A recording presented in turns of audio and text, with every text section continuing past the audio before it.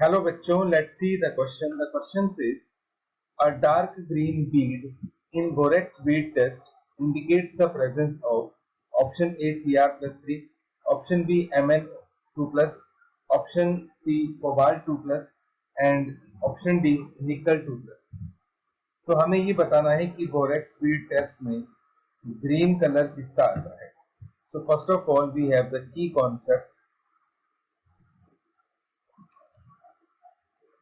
and the key concept is borax bead test. इस test से हमें इस रिएक्शन का पता चलता है. सबसे पहले तो बोरेक्स बीड टेस्ट में हम करते क्या है, we will take borax Na2B4O7.10H2.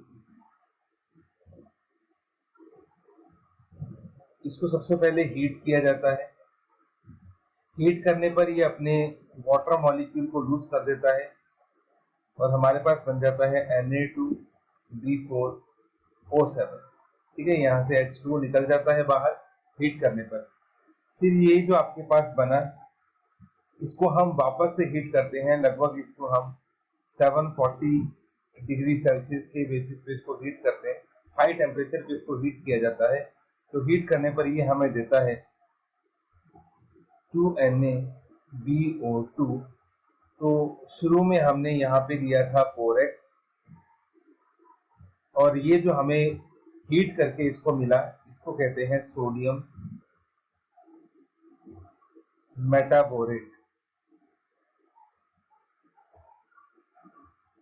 ठीक, प्लस साथ में आपको क्या मिल जाता है, B2O3. ठीक, तो ये जो आपके पास कंपाउंड बने दोनों के दोनों NaBO2 एंड B2O3, ये दोनों ही मिलके आपको एक ग्लासी बीड की शक्ल देते हैं. ठीक है, तो जनरली हम क्या करते हैं, बोरेक्स लेते हैं, उसको प्लेटिनम लूप पे लगा के हीट करते हैं, तो लास्ट में आपको एक ग्लासी बीड मिलता है. वो ग्लासी बीड किसका मिक्सचर होता है, सोडियम मेटाबोरेट प्लस B2O3 का. तो ये हमारे पास इसका मिक्सचर रहता है. अब ये जो ग्लासी बीड बनता है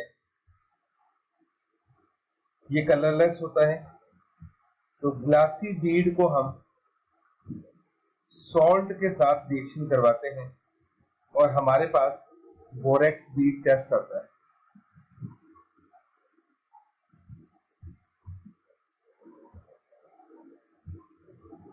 ठीक है, आपके पास कोई ना कोई कलर आएगा लास्ट में, और उस कलर को देखकर हम पता लगाते हैं कि जनरली हमारे पास यहाँ पे कौन सा सॉल्ट हो सकता है.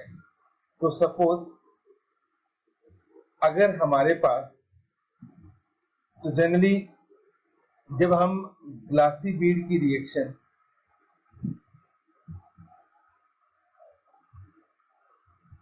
सॉल्ट के साथ करवाते हैं, तो हमें वहां पे जो प्रोडक्ट मिलता है, वो प्रोडक्ट हमारे पास होता है मेटल मेटाबोरेट.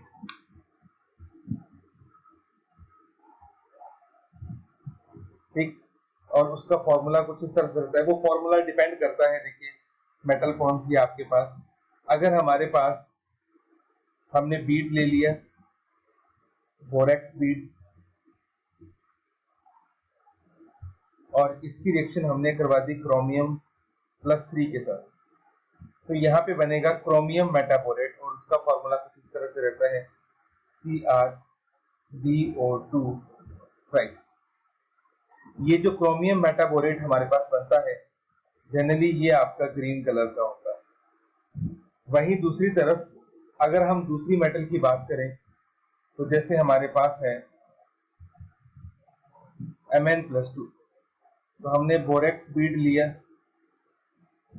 और इसकी रिएक्शन हमने करवा दी Mn+2 के साथ, तो हमारे पास बनेगा मैग्नीज मेटाबोरेट. मैग्नीज मेटाबोरेट का स्ट्रक्चर कुछ इस तरह से होता है BO2 ट्वाइस, और जो मैग्नीज के सॉल्ट होते हैं जनरली वो आपको वायलेट कलर के दिखते हैं. तीसरा, borax bead plus cobalt plus 2। तो यहाँ हमें मिलेगा कोबाल्ट BO2 ट्वाइस, और कोबाल्ट के कॉम्प्लेक्स जनरली ब्लू होते हैं। तो मेटल का कॉम्प्लेक्स का कलर देख के आपको पता लगाना होता है कि वहां पे कौन सी मेटल हमारे पास प्रेजेंट है। और last borax bead plus nickel plus 2, तो हमें मिलता है निकल BO2 ट्वाइस। तो निकल के कॉम्प्लेक्स जनरली हमारे पास वायलेट होते हैं, या ग्रे बोल सकते हैं आप इनको। रिड्यूसिंग और नॉन रिड्यूसिंग में अलग अलग कलर आते हैं, ठीक है। तो इस तरह से हमें अलग अलग कलर मिले, और इन्हीं कलर के बेसिस पे हम इस चीज को डिसाइड करते हैं। तो अब हमें क्वेश्चन में जैसे बोला गया है कि डार्क ग्रीन बनता है, तो डार्क ग्रीन हमारे पास बीड किसका बनता है, क्रोमियम का। तो इसका मतलब हमारे पास ऑप्शन नंबर डी गलत है, ऑप्शन नंबर सी गलत है, ऑप्शन नंबर बी भी गलत है, option number A is the correct option. So our final answer is option A, Cr3 प्लस। तो क्रोमियम प्लस 3 जो है वो डार्क ग्रीन देता है बोरेक्स बीड टेस्ट में। Hope you understood it well. Best of luck.